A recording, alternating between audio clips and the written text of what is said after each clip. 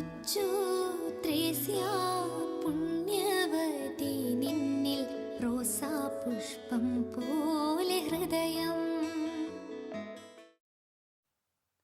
ചെറുപുഷ്പമൊഴികൾ. ലിസ്യുവിലെ ചെറുപുഷ്പത്തോടൊപ്പം 100 ദിനങ്ങൾ.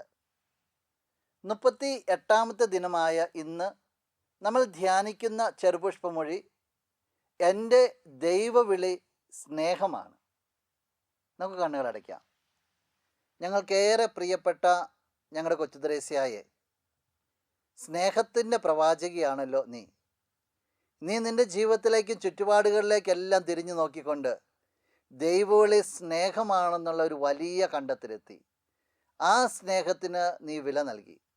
ഇതുപോലെ സ്നേഹത്തിൻ്റെ പ്രവാചകരായി തീരുവാനായിട്ട്, സ്നേഹത്തിന് വില നൽകുവാനായിട്ട് പുണ്യവതി ഞങ്ങളെയും നീ സഹായിക്കണമേ.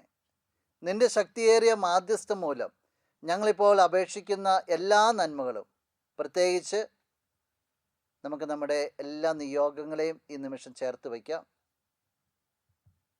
ഈ അനുഗ്രഹങ്ങളും നല്ല ദൈവത്തിൽ നിന്ന് നീ ഞങ്ങൾക്കായി വാങ്ങിത്തരണമേ. ആമേൻ.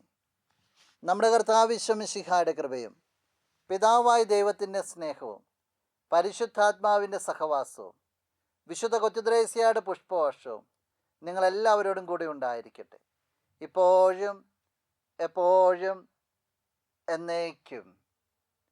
ആമേൻ. കൊച്ചു ത്രേസ്യ പുണ്യവതി നിന്നിൽ റോസാപുഷ്പം പോലെ ഹൃദയം.